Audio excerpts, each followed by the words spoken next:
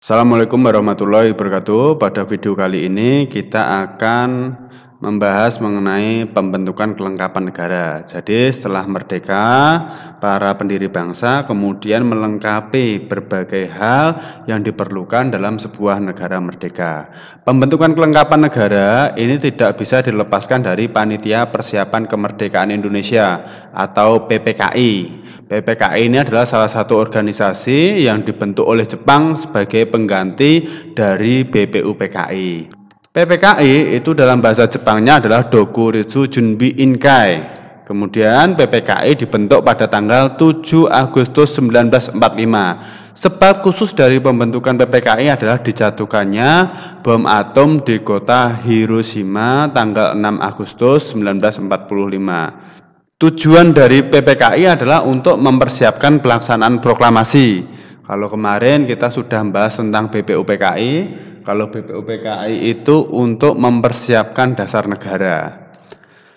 Nah, ketua dari PPKI adalah Insinyur Soekarno, sedangkan wakil ketua adalah DRS Muhammad Hatta. Pada awalnya anggota PPKI itu jumlahnya 21.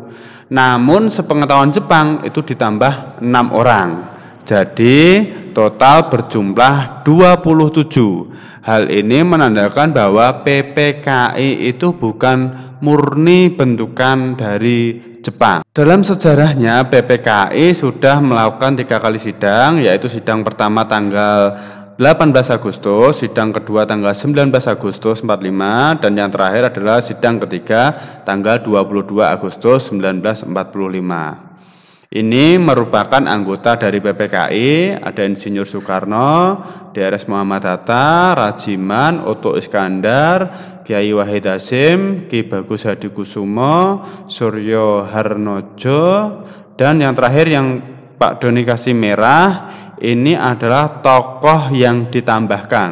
Ada Ki Hajar Dewantoro, ada Kasman Singodimedjo, ada Sayuti Melik, Iwa Kusuma Sumantri, Ahmad Subarjo, dan RAA Wiranata Kusuma. Itu merupakan anggota dari PPKI. Ini merupakan sidang dari PPKI. Sidang pertama tanggal 18 Agustus, jadi sehari setelah Indonesia merdeka langsung mengadakan sidang.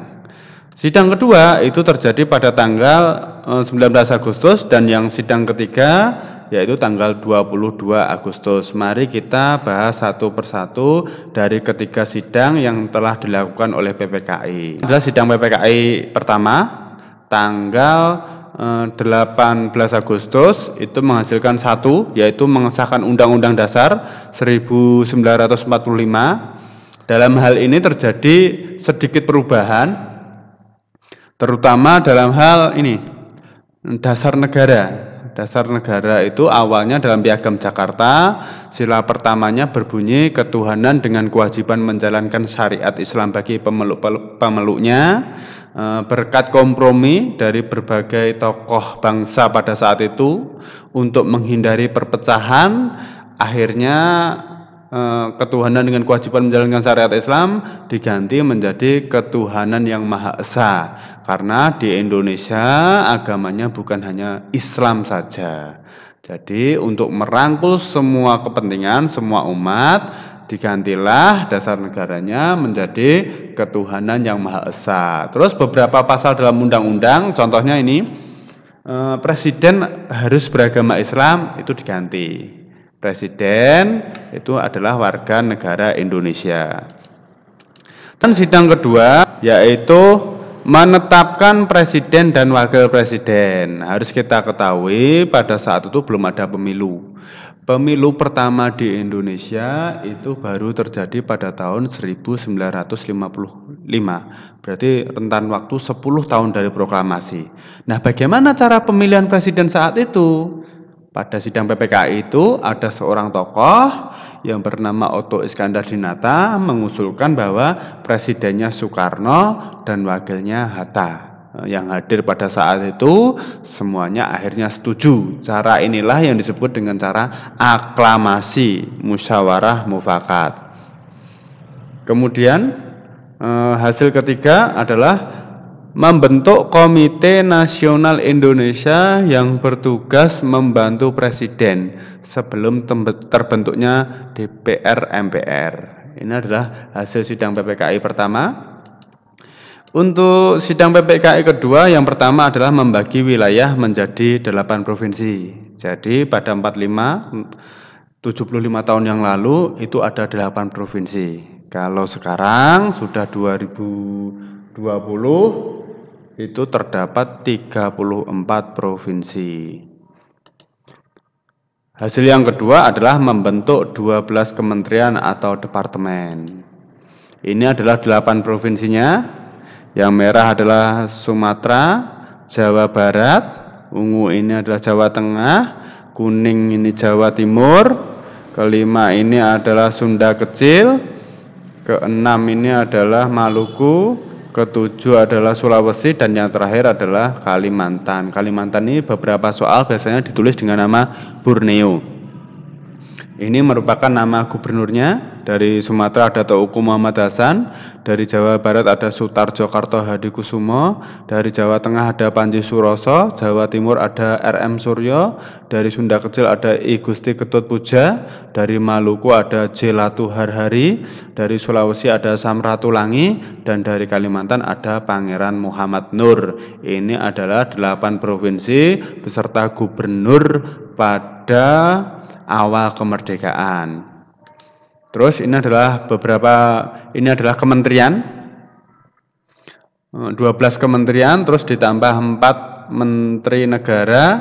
Ini dari yang pertama, ini Wirnata Kusuma, Ahmad Subarjo, A.A. Maramis, Supomo, Surahman, Supriyadi, ini pemimpin perlawanan peta di Blitar, Buntaran Martoatmojo, ini Ki Hajar Dewantara, ini Amir Syarifuddin, Iwa Kusuma Sumantri, ini Abi Kusno menjabat menjadi Menteri Pekerjaan Umum dan Perhubungan. Ini Wahid Hasyim, Otto Iskandar Dinata, Sartono, dan Muhammad Amir. Ini adalah menteri pada saat awal kemerdekaan berdasarkan sidang PPKI kedua. Kemudian sidang PPKI ketiga itu menghasilkan satu, yakni pembentukan KNIP dan KNID. Kedua adalah pembentukan BKR, Badan Keamanan Rakyat, dan yang ketiga adalah pembentukan PNI, Partai Nasional Indonesia. Pembentukan KNIP dan KNID. Apa itu KNIP dan apa itu KNID? KNIP itu adalah Komite Nasional Indonesia Pusat. Dibentuk pada tanggal 22, badan ini diumumkan tanggal 25 dan baru dilantik tanggal 29 Agustus 1945. Kalau KNID itu daerah, P itu pusat, D itu daerah. Seperti kalau sekarang DPR ya. Ini Kasman Singo Dimejo sebagai ketua KNIP, wakilnya ada Sutarjo, wakil 1, wakil 2 ada J Latu Harhari, dan wakil ketua ketiga adalah Adam Malik. Pada tanggal 16 Oktober itu dikeluarkan maklumat Presiden nomor X yang isinya antara lain ini. KNIP diberikan wewenang kekuasaan legislatif, yaitu membuat undang-undang. Perlu kita ingat saat itu belum ada pemilu, jadi belum ada MPR dan DPR. Nah, tugasnya itu kemudian diberikan terlebih dahulu kepada KNIP. Maka pekerjaan sehari-hari KNIP dijalankan oleh Badan Pekerja KNIP. BP KNIP itu ketuanya adalah Sultan Syahrir. Kemudian yang kedua, hasil kedua dari sidang tanggal 22 yaitu pembentukan BKR, Badan Keamanan Rakyat, jadi bukan tentara ya, tapi Badan Keamanan Rakyat.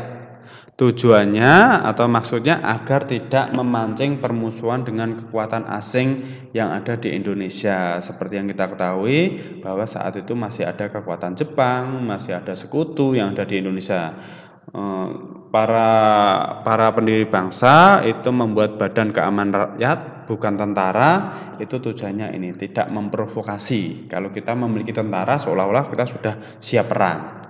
Nah, BKR itu merupakan himpunan bekas dari peta. Peta itu adalah pembela tanah air. Jadi pada masa pendudukan Jepang dibentuklah badan militer yaitu Peta dan Heiho. Kalau Peta itu untuk dalam negeri mempertahankan tanah air, kalau Heiho itu untuk cadangan militer, biasanya nanti dikirim ke luar negeri.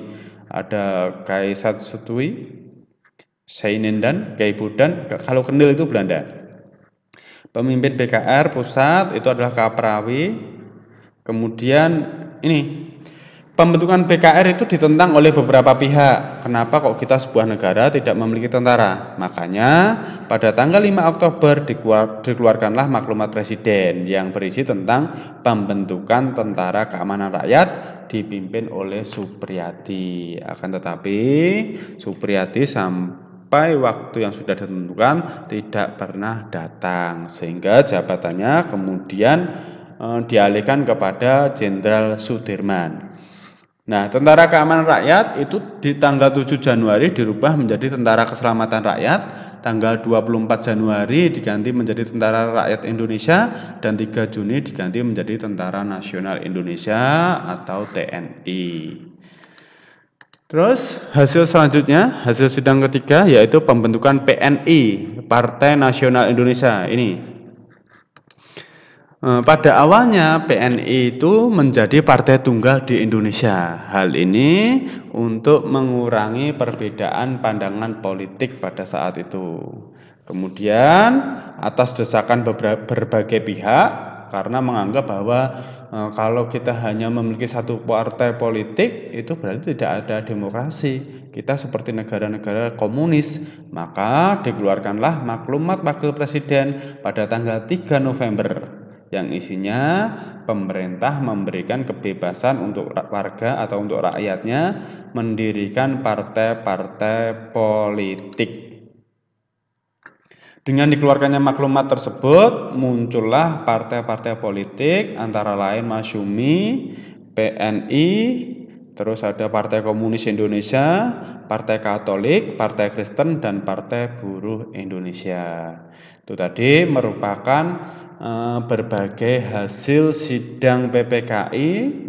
Perlu kita ingat lagi, kita review lagi bahwa sidang PPKI itu dalam sejarahnya pernah terjadi 3 kali, tanggal 18, tanggal 19, dan tanggal 22 Agustus 1945. Sidang yang pertama tanggal 18 itu menghasilkan 3 keputusan, yaitu 1. Mengesahkan Undang-Undang Dasar 1945, kedua adalah menetapkan presiden dan wakil, yang ketiga adalah membentuk Komite Nasional Indonesia. Sedangkan sidang kedua tanggal 19 Agustus itu menghasilkan pembagian wilayah menjadi 8 provinsi dan juga pembentukan 12 kementerian atau departemen. Selanjutnya sidang ketiga tanggal 22 Agustus yang menghasilkan 3 keputusan. Yang pertama adalah pembentukan KNIP dan KNID, kedua adalah pembentukan BKR, dan yang terakhir adalah pembentukan PNI. Demikianlah materi tentang pembentukan kelengkapan negara. Semoga bermanfaat. Wassalamualaikum warahmatullahi wabarakatuh.